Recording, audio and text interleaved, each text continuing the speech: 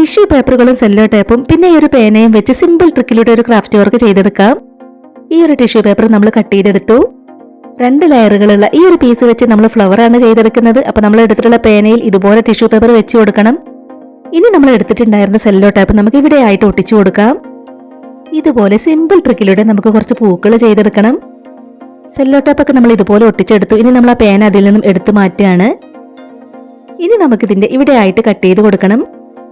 പിന്നെ നമ്മൾ അതൊന്ന് വിടർത്തി കൊടുത്തതിന് ശേഷം അതിന്റെ 2 ലെയറുകളും ഇതുപോലെ മുകളിലേക്ക് ആക്കി എടുക്കണം.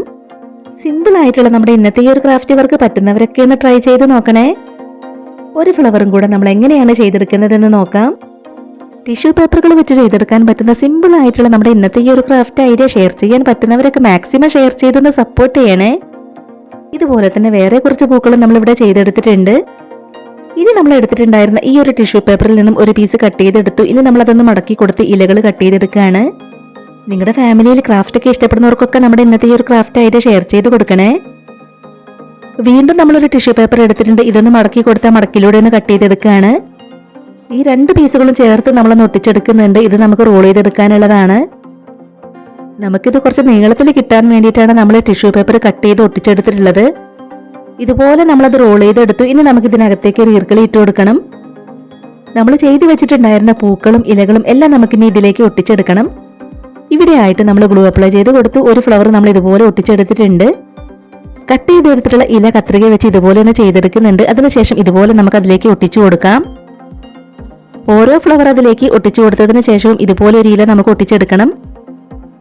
പാഴ്വസ്തുക്കളൊക്കെ വെച്ച് ഒരുപാട് ക്രാഫ്റ്റ് വർക്കുകൾ നമ്മുടെ ചാനലിൽ ചെയ്തിട്ടുണ്ട്.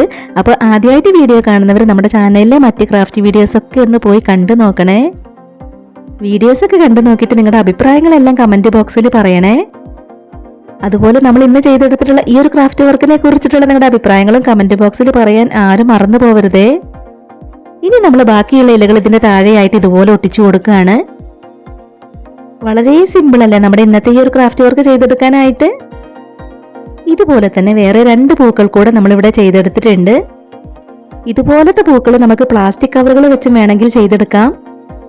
സിമ്പിൾ ട്രിക്കിലൂടെ നമ്മൾ ചെയ്തെടുത്തിട്ടുള്ള പൂക്കൾ നിങ്ങൾക്ക് ഇഷ്ടമായിട്ടുണ്ടെങ്കിൽ തീർച്ചയായിട്ടും ഒരു ലൈക്ക് തരണേ. ഇതുവരെ നമ്മുടെ ചാനൽ സബ്സ്ക്രൈബ് ചെയ്യാതെ കാണുന്നവരുണ്ടെങ്കിൽ ഒന്ന് സബ്സ്ക്രൈബ് ചെയ്ത് സപ്പോർട്ട് ചെയ്യാൻ ആരും മറന്നു പോകരുതേ. അപ്പൊ ഞാൻ വീണ്ടും പറയാണ്, പാഴ്വസ്തുക്കളൊക്കെ വെച്ച് ഒരുപാട് ക്രാഫ്റ്റ് വർക്കുകൾ നമ്മുടെ ചാനലിൽ ചെയ്തിട്ടുണ്ട്. ആദ്യമായിട്ട് നമ്മുടെ വീഡിയോ കാണുന്നവർ നമ്മുടെ ചാനലിലെ മറ്റ് ക്രാഫ്റ്റ് വീഡിയോസ് ഒക്കെ ഒന്ന് പോയി കണ്ടു നോക്കുക.